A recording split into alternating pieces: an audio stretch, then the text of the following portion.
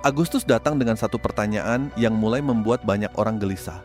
Setelah sempat mencetak harga di atas 3 juta rupiah per gram dan membuat banyak orang berbondong-bondong membeli karena yakin kenaikannya tidak akan berhenti, sekarang kenyataannya berbeda. Harga emas justru mulai bergerak naik turun dengan jauh lebih tajam. Sebagian orang yang membeli di harga tinggi mulai bertanya-tanya apakah keputusan mereka sudah tepat. Sebagian lagi masih menunggu dengan harapan harga akan kembali melonjak. Di tengah situasi seperti ini, satu hal yang paling berbahaya bukanlah harga emas yang bergerak, melainkan cara berpikir kita yang seringkali ikut bergerak bersama rasa takut dan rasa serakah. Di video ini gue mau ngajak lo melihat situasi ini dengan kepala yang lebih dingin dan 5 hal penting yang sebaiknya dilakukan sebelum terlambat mengambil keputusan yang justru bisa merugikan diri sendiri. Hal pertama yang perlu dilakukan adalah berhenti mengambil keputusan berdasarkan emosi. Gue tahu ini terdengar sederhana, tetapi justru bagian ini yang paling sulit. Pasar selalu bergerak lebih cepat daripada perasaan manusia. Ketika grafik berwarna hijau, kita merasa percaya diri. Ketika grafik berubah merah, kita mulai kehilangan keyakinan. Padahal harga yang bergerak bukan berarti nilai emas berubah secara permanen. Yang berubah adalah persepsi pasar terhadap kondisi ekonomi saat itu. Kalau setiap perubahan harga langsung membuat kita panik, maka sebenarnya yang sedang kita kelola bukan investasi, melainkan emosi. Hal kedua adalah memahami tujuan membeli emas sejak awal. Banyak orang membeli emas tanpa tahu sebenarnya untuk apa. Ada yang ingin menabung jangka panjang, ada yang berharap untung dalam waktu singkat, ada pula yang hanya ikut tren. Padahal tujuan yang berbeda membutuhkan strategi yang berbeda pula. Kalau tujuan lo memang menjaga nilai kekayaan dalam jangka panjang, maka fluktuasi harga beberapa minggu atau beberapa bulan seharusnya tidak langsung membuat panik. Tetapi kalau sejak awal berharap mendapat keuntungan cepat, maka lo juga harus siap menerima kenyataan bahwa harga bisa bergerak ke arah yang tidak sesuai harapan. Tidak ada investasi yang hanya menyediakan potensi keuntungan tanpa risiko. Hal ketiga adalah jangan menaruh seluruh uang pada satu jenis aset. Ini salah satu kesalahan yang cukup sering terjadi ketika sebuah aset sedang populer. Ada orang yang menjual tabungan, mencairkan deposito, bahkan meminjam uang hanya demi membeli emas karena percaya harganya akan terus naik. Cara berpikir seperti ini justru berbahaya. Diversifikasi bukan sekadar istilah yang sering diucapkan para ahli keuangan. Diversifikasi adalah cara sederhana untuk mengurangi risiko. Ketika satu aset mengalami penurunan, aset lain masih bisa membantu menjaga kestabilan kondisi keuangan kita. Dunia selalu berubah. Tidak ada yang mampu memastikan aset mana yang akan menjadi pemenang dalam setiap periode. Hal keempat adalah terus mengikuti perkembangan ekonomi dengan cara yang kritis. Jangan hanya membaca judul berita yang bombastis. Coba pahami isi beritanya. Ketika ada kabar suku bunga berubah, cari tahu kenapa itu penting bagi harga emas. Ketika ada berita bank sentral membeli cadangan emas dalam jumlah besar, pahami juga apa dampaknya terhadap pasar. Semakin banyak kita memahami hubungan antar peristiwa ekonomi, semakin kecil kemungkinan kita mudah dipengaruhi oleh narasi yang hanya mengejar sensasi. Dunia investasi penuh dengan opini, tetapi keputusan yang baik lahir dari pemahaman, bukan dari rasa panik atau rasa serakah. Hal kelima mungkin terdengar paling sederhana, tetapi justru paling sering diabaikan, yaitu menjaga kondisi keuangan pribadi tetap sehat. Percuma memiliki emas jika kebutuhan sehari-hari justru terganggu. Percuma mengejar keuntungan investasi kalau akhirnya harus menjual aset karena tidak memiliki dana darurat.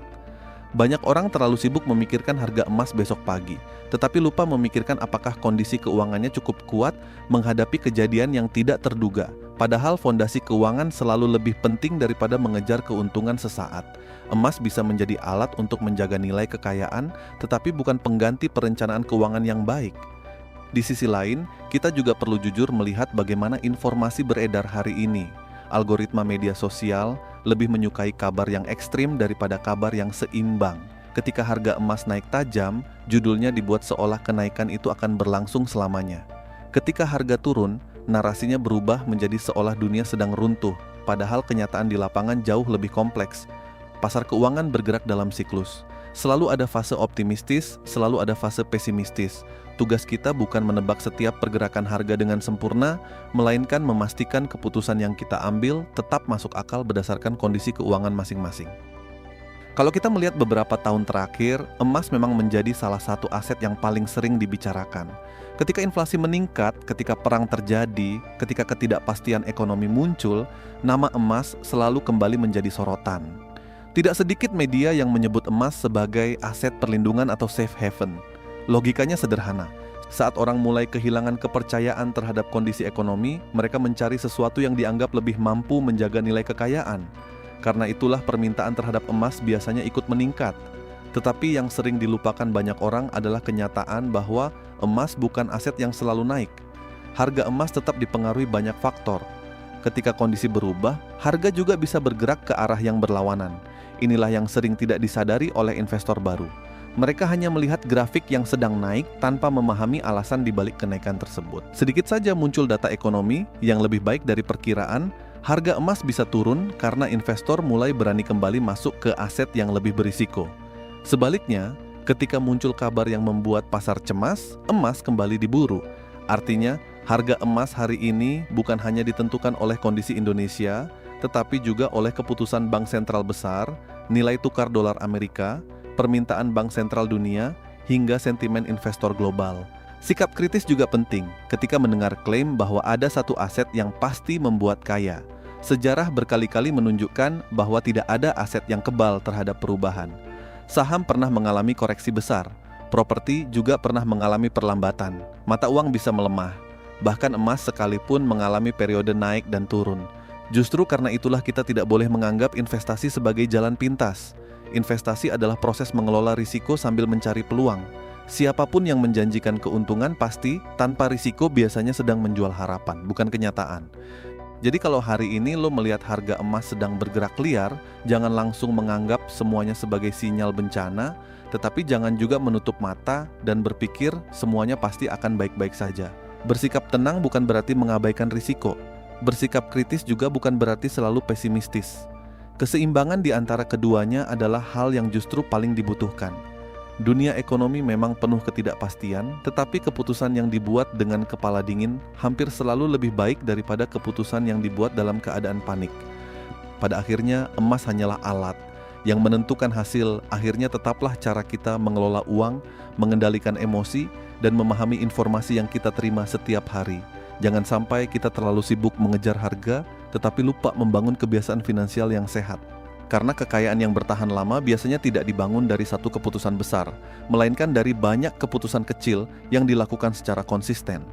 Semoga pembahasan ini bisa membantu kalian melihat pergerakan harga emas dengan sudut pandang yang lebih tenang dan lebih rasional. Kalau menurut kalian pembahasan seperti ini bermanfaat, jangan lupa dukung channel ini dengan menekan tombol suka, bagikan video ini kepada keluarga atau teman yang juga sedang mengikuti perkembangan harga emas, dan tentu saja subscribe supaya kalian tidak ketinggalan pembahasan ekonomi, investasi, dan kondisi keuangan yang selalu kita bahas secara kritis, logis, dan mudah dipahami. Sampai ketemu di video berikutnya.